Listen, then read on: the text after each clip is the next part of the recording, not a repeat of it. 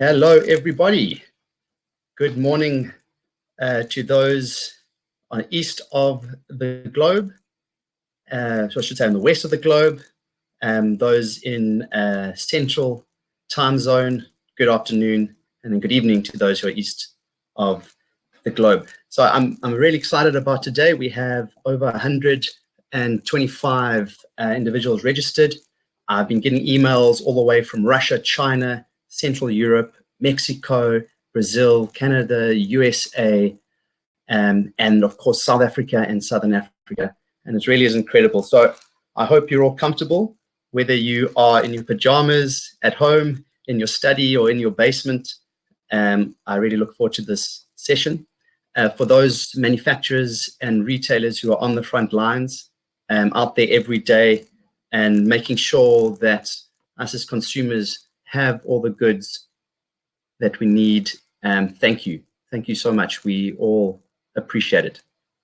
Okay, so I am Dylan Piatti. I'm Managing Director Africa for the Advantage Group International, and I'm going to help lead us through this session. Now, I have to confess, this is the first time I'm doing this virtually, so I'm going to try and drive from the background and get the system working, and I'm going to take you through a couple of slides to guide the conversation. But the idea is that this is an unfiltered kind of discussion with two incredibly insightful individuals who've got years of experience in the FMCG consulting retail sector.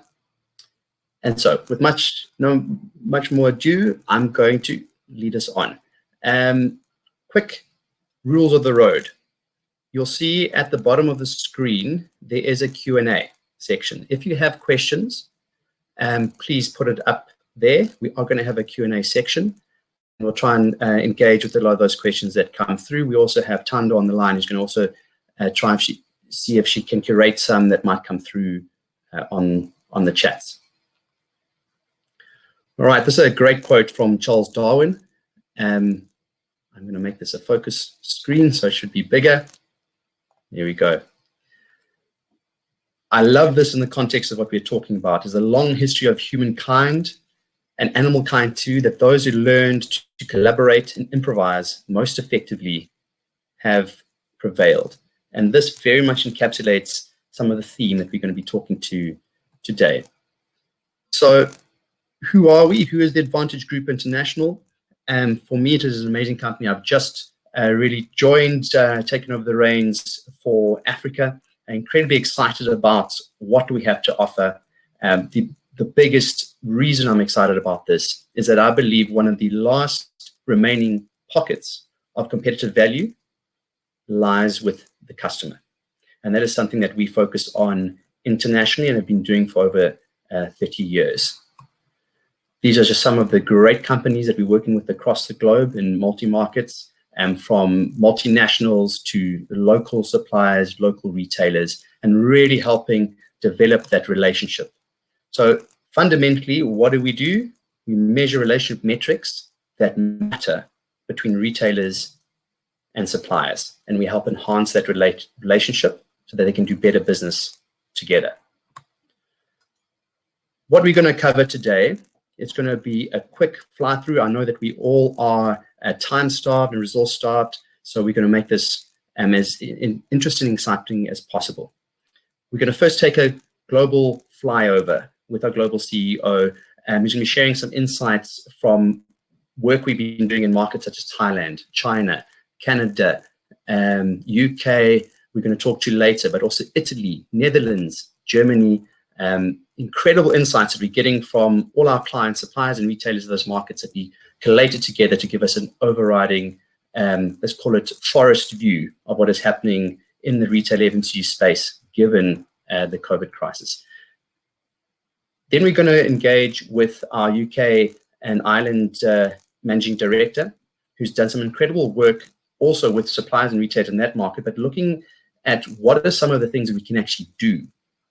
What can suppliers and retailers look at going forward as a result of the learnings? What are some of the activities? And additionally, a deeper dive into some e-commerce insights.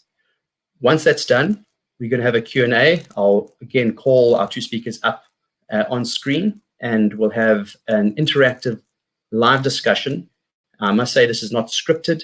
This is not something that is just prepared. This is ideas to be an unfiltered discussion based also on the feedback that you'll be giving in the Q&A and some of the insights will coming from the findings that we'll be sharing. So without much further ado, what I'm going to do is hand over to Richard Kellam, the Global CEO of Advantage Group. Richard, if you could kindly come online, that would be fantastic. Now, ladies and gentlemen, I'd just like to introduce you to Richard, if you don't mind. He has had extensive leadership positions around the world, including a senior VP of global sales and marketing, as well as head of emerging markets with Goodyear. And he's also been a global chief customer officer with Mars for many years. It came from the clients to Advantage Group. I'm going to hand over to you, Richard. Thank you very much. Thanks, Dylan. Can you guys hear me? Can you hear me, Dylan? Yes, you can. Yeah, we can hear you. All right, good. Thanks, Dylan, and welcome everybody. Good morning from my side. I'm in Toronto right now, and I guess good afternoon, good evening to all the participants on the line. Great opportunity. Really appreciate everybody being online today. I'm going to keep my piece relatively short because I do want to make sure we got lots of time for Q&A. Dylan, if you just flip to the next slide. So we have done a lot of work around the world trying to understand what's working, what's not working between suppliers and retailers in this crisis. Here's just an example, a screenshot of some of the work that we've done in China, in Italy, in Spain, in Brazil, Portugal, UK, and Thailand. We've been publishing this work in various kind of mediums, a lot of infographics as well as presentations. Happy to send any or all of this to anybody on the line today. Just shoot a note to Dylan, myself, anybody in Advantage, and we can forward these on to you. And hopefully, several people online have been following, some of the content that we've been publishing on LinkedIn. So what I'm going to do today is I'm going to give you a very high-level summary of the findings that we've collected. Pretty tough for me to unpack all this in a short time. I'd rather, as I said, spend time on Q&A. Andy will go deeper on the UK, and a lot of the learning from the UK that Andy's going to go deeper on is kind of consistent and similar to some of the other markets as well. Okay, so Dylan, if you just flip to the next slide. So, what this crisis has demonstrated, more than anything, and I think this is kind of, obvious, but partnership truly matters. And, not all companies, had the same level of partnership with their suppliers or their retailers. And certainly, this crisis has amplified the need to really step up and be a lot closer from a partnership perspective. At Advantage, we've got a copyline or a tagline we use quite often. We call it "Better Together," and certainly, in this crisis, we need to work better together. And three kind of global findings from all the work we've done. If I had to put it down into three things, what does that partnership actually consist of? What does it actually mean? First, and I'll talk this in a second. First is mutual trust. The second is really making sure that you're partnering and sharing. That sharing and transparency is critically important. And then the third is collaborative problem solving. And these words are quite choiceful. Collaborative problem solving versus collaborative planning. I think we all know what collaborative planning is. There wasn't a lot of collaborative planning in this crisis. There's a lot of collaborative problem solving, and companies that worked well, with their retailers, or retailers working well with their suppliers to collaborative problem solve, are the ones that obviously have come, through this very effectively. So, Dylan, if you just switch to the next slide or click on the next slide. So, I'm just going to quickly talk about these three. Let's talk mutual trust first. Partnerships that are built on mutual trust and appreciation really have been best to navigate through this crisis and deliver on the agility, right, and speed required to be successful through this crisis. A couple of facts down the left. We've got a lot of quant and a lot of qual that we've collected through these market reviews that we've done. You can see on the left there in Italy, we went and we asked the importance of partnership in this crisis. And of all respondents, 95% of them said it's super critical, and it's going to be very critical post-crisis as well. Right now, trust, as we all know, is based on proactive communication and honesty. Those are kind of the key performances or key practice areas underneath trust. A couple of quotes, from our suppliers, out in Netherlands and Italy. Maybe I'll read the one from Italy. The most important aspect will be to find solutions that allow both parties to support each other and respect in a winning way to new market needs. So again, critically important, delivering that mutual trust as a key sort of, collaboration or partnership area. If we flip to the next one, Dylan, I think a lot of companies that have been, successful, working with their partners over time have been very, transparent, have, provided that kind of, data sharing and openness and transparency. But, obviously we're seeing, a critical need, an important need to even do more of that in this crisis. And, companies that have been, very successful have really kind of leaned in hard and been even more transparent than they may have even been in the past. And you can see a couple of quotes from retailers down there, down below here from Australia and from Thailand. Now, categories have all been impacted differently, and you can imagine, there's more we kind of didn't know about the impact of categories than we did know. And there's what I call kind of predictable categories that were impacted, things like hand sanitizers and cleaning products and disinfectants. Those were fairly predictable going in that they'd be impacted. But what about the unpredictable categories? Who would have thought, baking flour? It's almost impossible to find baking flour on the shelf right now, as people move to do more scratch baking in their homes. In fact, there's a company in Canada called Robin Hood Multifoods. It's actually part of Smucker's. It's a brand under Smucker's, and they actually ran out of flour bags, believe it or not, and they had to get black and white bags printed for their shelves. And that's what I call problem solving as well. Quickly we're able to fulfill and supply, but obviously they couldn't get the colored bags from their supplier, but they put black and whites on the shelf so that consumers could get their product. So as I said, the kind of non-predictable categories. I was having a conversation with one of our clients a couple of weeks ago, and home hair coloring has exploded. Who would have predicted it? Home hair coloring, soup for comfort food. One of our clients has had to add shifts onto their frozen pizza line because frozen pizzas have, obviously have spiked in terms of consumption. And then I got a son-in-law who's in the beer business. He works for AB InBev, and I hadn't considered the impact of this. Obviously, more home consumption, but there's been a transition from smaller pack sizes, 6 and 12s to 24s and 36s. So massive, shifts in categories, and the only way to keep on top of that is be super transparent and work with your partners in that, in that sort of, sharing and transparent manner.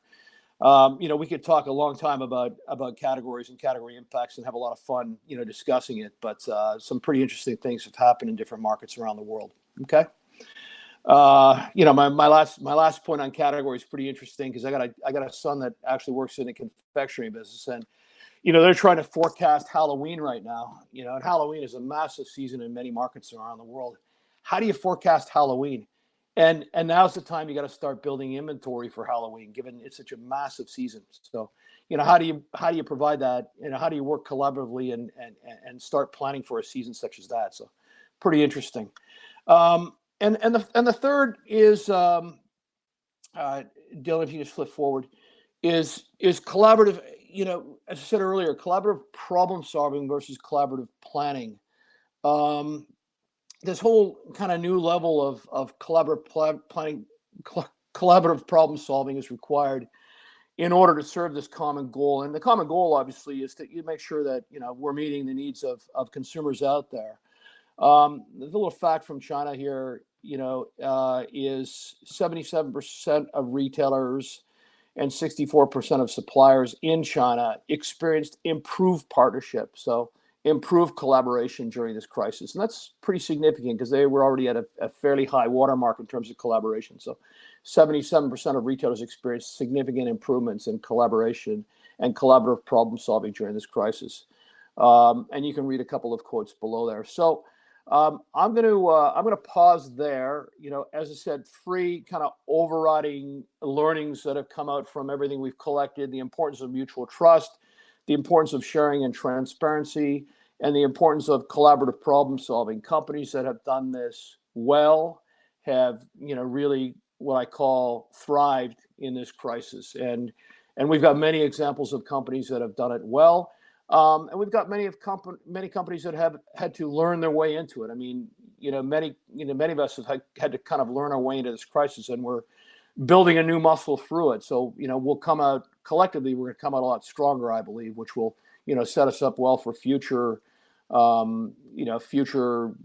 business growth over time, and certainly set us up well if there's ever, another crisis. Hopefully it's not a crisis like this one that we have to deal with, but certainly we're, collectively building some good learning for future. So I'm going to pause there, and I'm going to turn it over to Andy, who's going to unpack, the learning from the UK at a slightly deeper level. Thank you. Thank you very much, Richard. Thanks so much. Andy, I'm going to ask if you can join us on screen. And as you're doing that, just for an introduction, I did mention that Andy is our Managing Director for the UK and Ireland market, but we were chatting the other day and getting introduced, and he's got extensive experience in the FMCG as well as consulting fields. He's worked with McDonald's, Booker, Budgeons, and he's also worked with PwC. But more importantly, he set up the UK Ireland practice in 2001 and helped create and grow the European practice for the Advantage Group. So has been engaging with retailers and suppliers for a number of years now and helping them enhance their relationships. I'm really looking forward to Andy's discussion around the UK, the learnings from there, as well as a dive into e-commerce. And Andy, I'm going to hand over to you. Thank you so much. Hello, folks. I hope you can hear me. Based on all that experience, you can see why I look as old as I do. But thanks, Richard. Thanks, Dylan. I just want to take everybody through what our perception is as to what's happened in the UK. I have a few slides. I think to put things into context, we went into lockdown on the 23rd of March.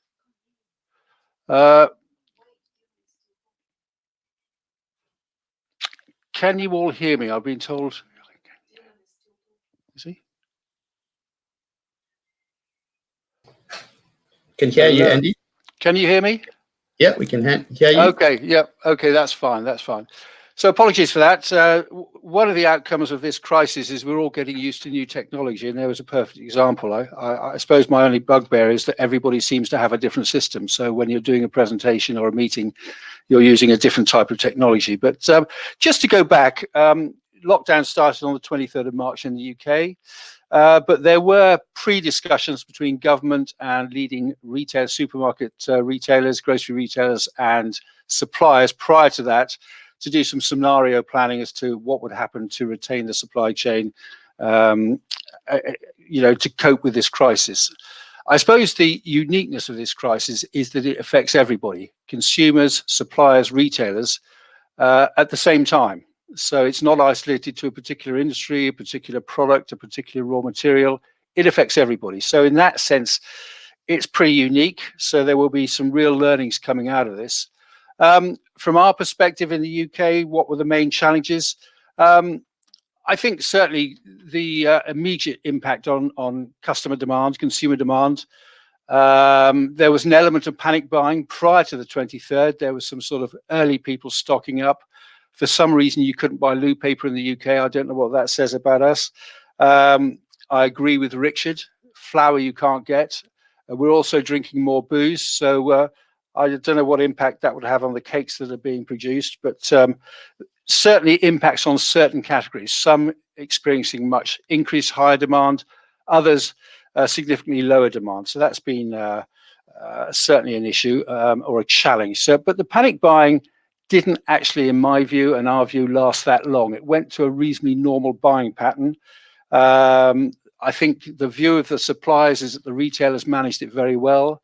Similarly, the view of the retailers is that actually the suppliers stepped up and increased capacity, focused on key SKUs in the agreement with the agreement of the retailers, so making more of less effectively, cancelling or reducing promotions dramatically, so it's a much more stable demand profile, and just got on with the job. I think to Richard's point, communication and collaboration are two of the key words. Necessity is the mother of invention. But certainly in the initial phase, it was managing customer demand, meeting customer demand, making sure that the retailers had as much stock available as possible. Looking at demand shifts, as certain categories increased, others declined, and trying to begin to think about forecasting what's going to happen. So at this stage, we're in a very reactive phase. And pretty soon, everybody is thinking about a more proactive phase. What happens when this settles down and we begin to think a bit further ahead? Supply chain, clearly a major issue. And I think you're all aware of the issues we've had with Brexit over the last 3 years. A huge amount of scenario planning was put into that by suppliers and indeed retailers about securing supply chain. And certainly a number of suppliers have mentioned that that sort of planning has had indirect benefit. There have been delays, supply chain capacity, the physical movement, the ability to move stock has been a challenge. DC capacity, things that you can't, fixed costs or fixed assets you can't expand overnight, delays at depots and things like that. But certainly the retailers have shown admirable flexibility about taking in stock and elements like that. Clearly, the impact on us as individuals has been quite significant, both within production on the product line and production line with suppliers, also with staff at suppliers. Some are being furloughed. A lot of head office staff are working from home, getting used to the new technology. Certainly looking at employee safety, both suppliers and indeed the retailers, and they've reacted very quickly to that. And certainly for a lot of people adapting to working from home, as I alluded to before, it's been quite new to a lot of us. Whether that will change long term and there be more home working, who knows? But it's certainly a possibility. I think category, the loss of or the closure in the out of home channel, the lack of on trade for those unfamiliar, the term is for consumption.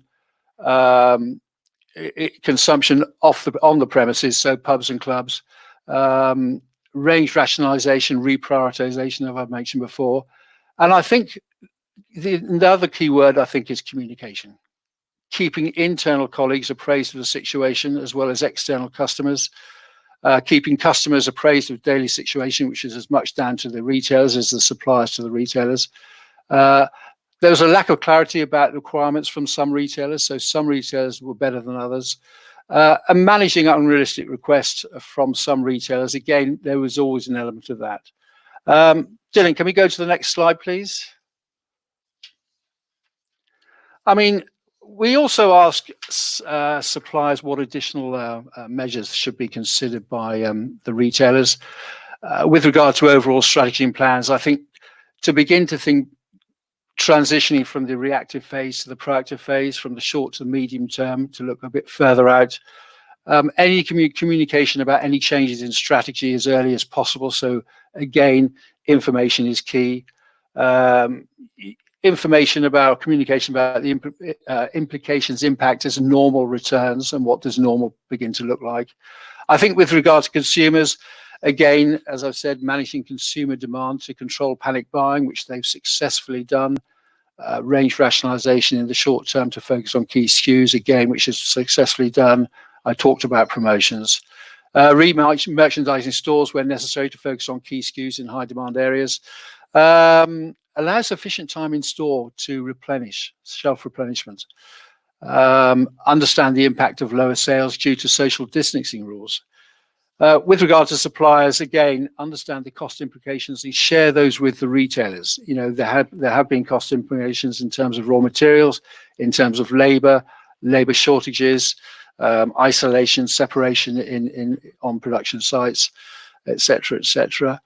And clearly, with regard to supply chain, maintaining the integrity, forecasting, try and be as accurate as possible. That's always the case. It's even more profound or more significant now. Again, as the situation stabilizes, and I think to a certain extent it has, share longer term forecasts, begin to go into the proactive phase. In certain cases, be more flexible on product specification, particularly with private label. Yeah. So those are additional measures that the retailers can and should be considering. I want to move on now, Dylan, if I may, to the e-commerce side of things. Essentially, they face the same challenges in many respects. E-commerce penetration in the UK is very high, not only from bricks and mortar retailers or mixed retailers, but also from e-commerce only retailers. So they were impacted like standard bricks and mortar retailers in terms of supply chain, customers, consumers. They had a need to communicate. They had to communicate their challenges. Again, assuring open dialogue about product availability and forecasting, very much the same things, sharing data. So I think one can say that the growth in e-commerce has been significant. They can't increase e-commerce capacity overnight in terms of warehousing or indeed delivery. So they've had to prioritize slots, but I think it's turned a lot of people on to the opportunities of e-commerce, and it will further enhance the growth of e-commerce, would be a view that we've come to here in the UK, an advantage. I think, again, the resilience of the whole e-commerce network outside of grocery has been remarkable. So we continue to order what we want and generally get it delivered when we want it. So that's been very significant. Can we go on to the next slide, please, Dylan? Second wave of e-commerce. This will affect both bricks and mortar and e-commerce. I think one thing we all have to be aware of is the future economic impact of this current crisis. You know, the impact on GDP in every market around the world, the impact that is clearly going to have on what we buy and how much we can spend, and that will affect all of us as suppliers and indeed retailers. I think understand the learnings from the first wave and share them. React quicker, so have some sort of contingency plan where it's possible. I think another one is invest in technology so it can technically withstand the increased capacity required. Certainly carry on with significant good communications around limitations. In a way, develop the capacity to the capability to increase capacity short, so switch on additional dark stores if that can be done. Make yourself available, and I think, again, as they're doing at the moment, work proactively with suppliers on key product ranges. So that was really just a very brief snapshot as to what's happened in the UK, both in grocery and e-commerce. But I'd just like to finish with, when we ask suppliers and retailers what were the key attributes of successful companies, collaborative, empathetic, flexibility, agility, understanding of each other's challenges, being proactive, pragmatic, and making yourself available. So be available to talk, whether it's by phone. One outcome is there's been far more phone conversations than there have been e-conversations. So that's it really from the UK. Thanks for listening, and back to you, Dylan. Thank you, Andy. I'm actually going to ask, yes, great, all three of you are back up on video. So that was a great flyover, and thank you for that. What I'm going to actually do is I've got a couple of questions that have been sent through to me over email from the registrants, and of course, please, there is a question and answer section that you can ask questions online while we're live now. I just want to go to you, Richard, very quickly. We know the importance of partnerships and trusts, and the strength of those partnerships is incredibly important. It's a global theme that comes out. It's not new. But why do you think this might have been falling short with some retailers and manufacturers? And as a result, what needs to be done or what can be done practically? Yeah, not all relationships have been treated equal, as you know, right? There are many relationships between suppliers and retailers that could be what I call confrontational relationships, as opposed to kind of true partnership relationships. At the end of the day, there's still buyers and sellers, right? And but in a in a crisis like this, we need to get beyond confrontation. Or if there is confrontation, there's confrontation for a purpose, because there's not, there's positive confrontation and negative confrontation, right? So I think there's been a lot of learning, obviously, through this crisis in terms of how to strengthen those relationships, and how to, even with confrontation, how to strengthen, right? How to become stronger together, how to become better together. And as I said earlier, as a retailer, if you want to know if you're not going to get supply, right? You don't want, and I can tell you, even as a client in the past, it's difficult to tell a customer that I'm not going to be able to supply, because it may affect your listings moving forward, right? So sometimes you're trying to work behind the scenes, right, to be able to figure out how to get product to shelf or how to meet the needs, and knowing that you're not going to be able to be successful, right? So being proactive and getting up front of that, and making sure that you have that transparency and say, listen, it's going to be very difficult for me to meet the needs this month, or the needs next week, or the needs tomorrow, for these reasons, right? And I think that, a lot of that has been strengthened in this crisis. Sometimes, situations like this, kind of force companies to work better together. So what we're seeing is we're seeing partnerships improve around the world. I would say at an accelerated rate. So. Can I maybe jump in there? I like what you said around the resilience also, and you talked about supply chain and the issues that are there. Andy, in some of the feedback from the UK, you talked about obviously supply chain. Now, global value chains, global supply chains are impacting everybody. It's a security supply of products, and that's how we see it impact of products on shelf. Now, you talked about local suppliers and smaller suppliers. Do you think that this is going to drive more localized investment in the supply chain, so that we don't have to rely on the global supply chains? We're talking about supply chain resilience here, and how is that impacting the smaller suppliers? I don't think it only impacts the smaller suppliers. I think supply chain resilience or security or integrity is going to come out of this as a key issue. I think possibly particularly with private label or own label suppliers, where local sourcing might become more prevalent. At the moment, a lot of them work off a global supply chain.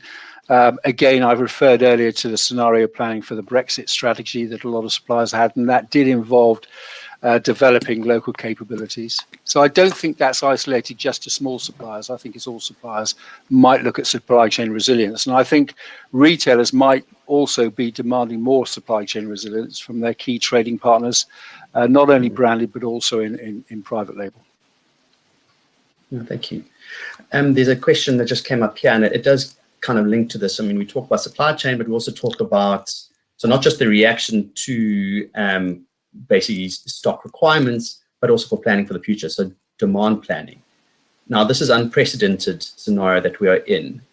Are we seeing any way coming through in other markets in the UK how we could better forecast and understand consumer needs as we plan?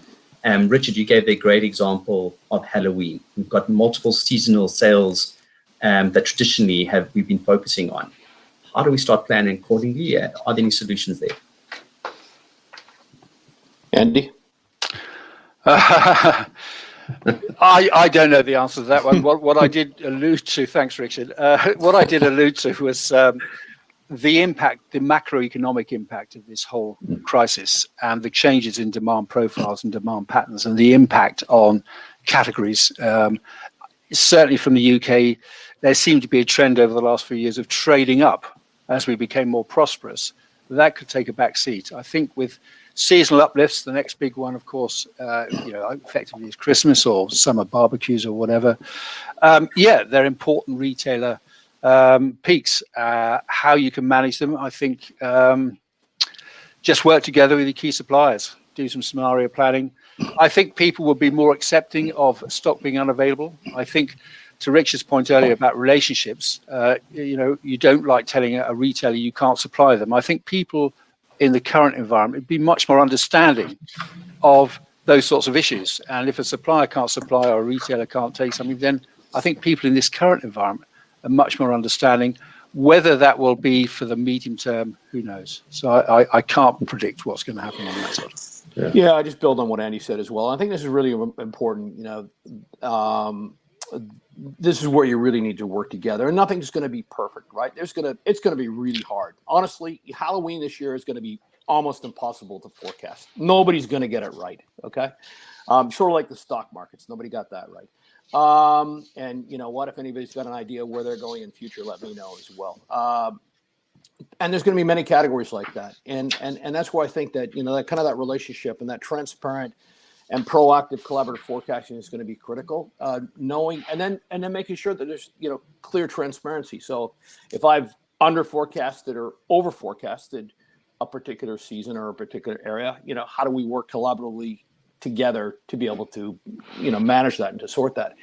And I kind of use this phrase sometimes, and I want to come back to the question you had earlier. There's no breakthrough without a breakdown, right? From a relationship standpoint, you need a breakdown to improve a relationship, to improve your ways of working, to improve collaboration. Think of the breakdown that we've just gone through, right? Or we're still in many markets, massive breakdown. So we're seeing breakthrough solutions, right? Breakthrough successes. And I think we've demonstrated, many of our retailers around the world and suppliers have demonstrated incredible breakthroughs as a result of this breakdown. Yeah, and look, I like this concept of breakthroughs. I like what you're talking about, how this is unprecedented, so we have to learn. We're learning on everything. I think this is a big thing. We need to accept that we're not going to get things right because we don't know what right is. But we have to plan in an agile manner, and that requires even close collaboration between the retailers and suppliers. There's one thing that we've got in South Africa, which I think is a bit more unique compared to, I think, what is happening in Canada and also the UK, is, all our restaurants were shut down as part of the lockdown. Some of them are now coming online. We can't go into the restaurants, but you can actually order deliveries. The question is, some of them are asking, well, do I even open? Because my cost base, is it too high? Is it sustainable for me to open at all? And if I do open, maybe I can look at unique partnerships and actually start reassessing my business model. Are you seeing suppliers and retailers taking an honest look at the existing business model and assessing where they can find new pockets of values, and maybe partnering with a multiple, let's call it logistics as a service, so even logistics providers. So now suddenly I'm actually a restaurant, but I become a food delivery service and start competing with the online stores. Is this something you're seeing, and how might there be reactions? I don't know, Andy, perhaps the e-commerce side. I've got no evidence of that at the moment. I think people are still managing the current situation. Certainly there've been some creative uses to make people aware. In the UK, all pubs and restaurants have been closed for quite a long time and will continue to be closed right through June, July, probably. The impact of that is a lot of businesses will fail, both large chains and individual outlets. So there'll be a very significant impact in the out-of-home business and market, and also the on-trade, the pub trade. Whether business models will be changed, who knows? I mean, I've talked about the drive into e-commerce, the increasing demand for e-commerce. The impact on the general high street will be profound. A lot of businesses will fail. How the surviving businesses will adapt to soak up that demand, who knows? So it's too early to say, really. I mean, there's no question, to Andy's point, there'll be a change in shopper. There already has been a change in shopper behavior, right, over the last number of years. This has been a catalyst to accelerate some of that behavior. I think speaking specifically of my own experience from the Canadian marketplace, the whole click and collect, right? Yeah. Being able to go online and then be able to go and pick up my order.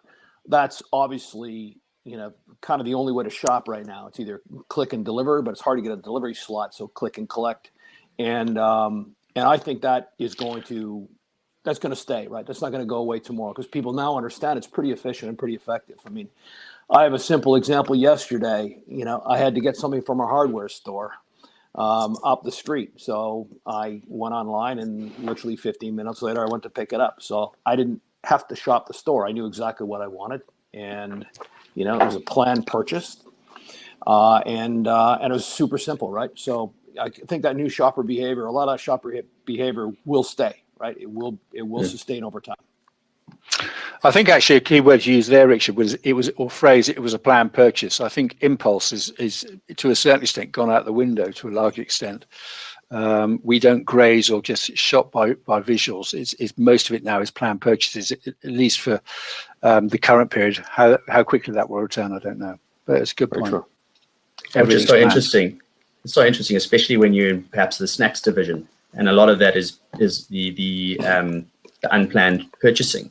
How do you now react as a result? And I think that's where we're going to start seeing some interesting solutions. Like you said, Andy, necessity is the mother of invention. Well, according to statistics, we're all sat at home watching TV and eating snacks. So if that's not an issue for that particular category, we're eating a lot of snacks and chocolate in our house, that's for sure.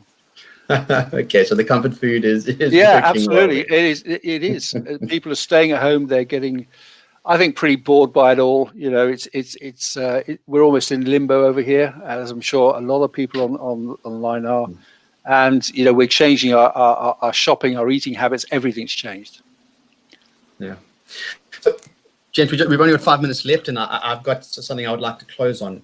But just 30 seconds from you. This is I'm putting you on the spot. It's a difficult question, but you're with the CEO of a manufacturer, supplier, or a retailer, and you wanted to highlight one action or an area to explore right now.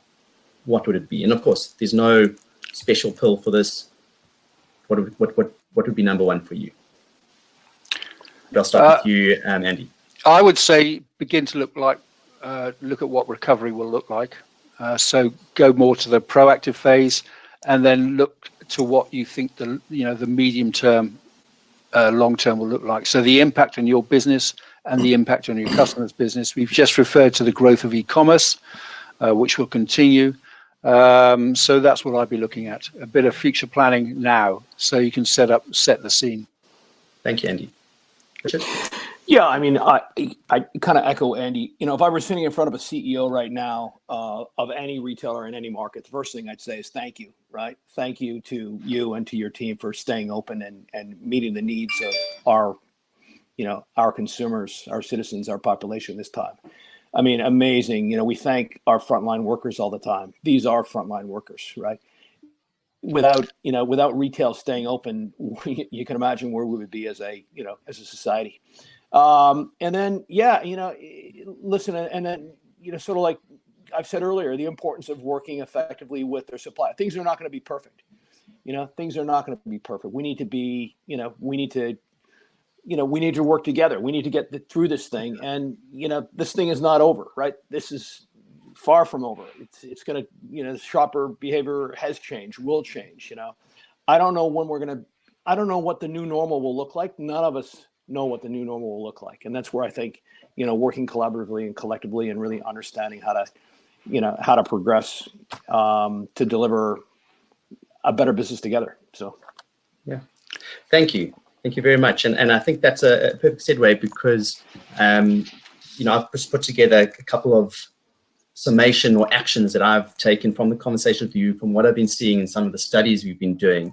And I think I'm going to end on that. So Andy and Richard, thank you so much. I'm going to close and to summary now, and then we will look to take any further questions offline with those that have attended, and you've got our email address. We also have it at the end of this. So I'm just going to skip ahead. What I was doing, and I actually readjusted this morning, there are so many things we can do in this scenario and ways to react. And I think we've highlighted some excellent ideas from Andy and Richard. To summarize, though, this is what I took out. And I believe something for South Africa, we've got to act now, but we've got to plan for the future. So if you haven't set up a post-crisis innovation team, I propose you do that. You can do that either from CEO executive level, so in the executive office, or within your business unit. It's a good way to start planning for the future, but also learn from the now. And in fact, I've had a couple of conversations last 2 weeks with some CEOs who are now setting this up and realizing that this is how they're going to get through in the future. With that comes the opportunity to reassess your business model. You can look at efficiencies. You can look at your omni-channel supply chain. I've had one manufacturer who, when they started this, started reacting or responding to this crisis, adopted the online channel, but continued with the traditional supply chain approach. And as a result, they've now changed it completely, and they've developed separate supply chain responses and realized it created efficiencies and decreased costs as a result. So this is an opportunity. They're saying, why didn't we do this 8 months ago? We weren't forced to. But now that we're doing it, we realize the opportunity is significant. So that enhancement of e-commerce and digital capabilities for me is big. I had a client 2 days ago saying over the last 3 months, they've, as an FMCG supplier, they've seen e-commerce in their category grow 600% month on month. And only now have they appointed someone to go and lead that division. And that's fine. They are reacting to it. But if we do this quicker, we can respond better. Digital transformation for me is critical also. So we're talking about how the entire organization comes into this digital world. Exactly what we're doing now is engaging in a virtual platform, but still keeping a connection and developing a relationship. How do we get leaders in organizations, and sometimes are older individuals in organizations, especially in South Africa, to adopt this method of engagement?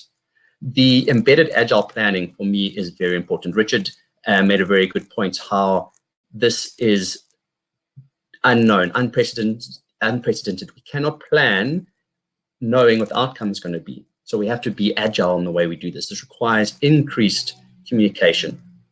And I wonder to what extent perhaps the data sharing is happening. I know that in conversations have been happening previously with suppliers and manufacturers. Traditionally, there hasn't been a lot of data sharing across that entire value chain. And perhaps that can help with this better demand planning, increasing efficiencies. And then the last one for me is the collision of ideas and the collision of the way of working. And it is a kind of combination of all these things we're seeing really bubbling to the surface. But how do we keep connecting in a world that we don't have a lot of physical face-to-face time? And what I'm going to do is actually end with an incredible experience I had in Geneva. I was very privileged to be invited to speak at the World Investment Forum by the UN Economic Commission. And we were speaking about the digital economy. During that session, we had the privilege of meeting Sophia. Now, Sophia is the most advanced artificial intelligence in this world, most incredible, I'd say, being, a robot. And while she was being interviewed by the head of the UN, they asked her, Sophia, you are here gathered amongst all these humans, and you're learning as we discuss and talk with you. But if there's one thing you could do, what would it be? I was expecting her to talk about world peace, helping poverty, etc. No, her response was, there's one thing I could learn to do, is I would learn to dance. I never expected that. But why it resonates, it means, for me, the more digital we become and the more digital we're being forced to become, the more we have to keep the human experience. And that human experience is critical to developing powerful relationships, especially in retailers and manufacturers, that allow us to do better business together. So with that, I'm going to end. We have a whole lot of solutions that we are providing as a company. I'm not going to get into that. Please, we can talk to you about these and how we can help you do better business together. Here are details from our in-market leadership team. Please feel free to reach out to us for anything, also for insights from our multiple markets that our global team have put together. And other than that, I do wish that you stay safe, stay healthy, stay sane, and stay connected during this time. And thank you, manufacturers and retailers and the distributors for everything you're doing for us as consumers. Have a great day. Bye-bye.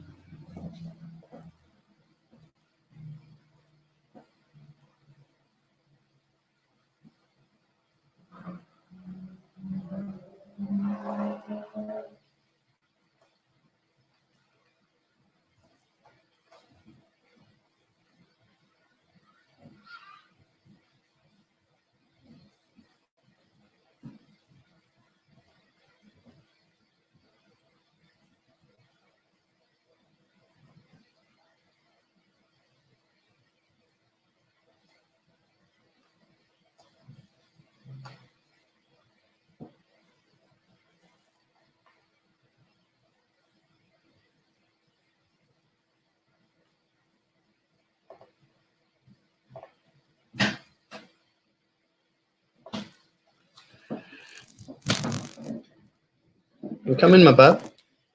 On mute. Let me just check I'm on mute.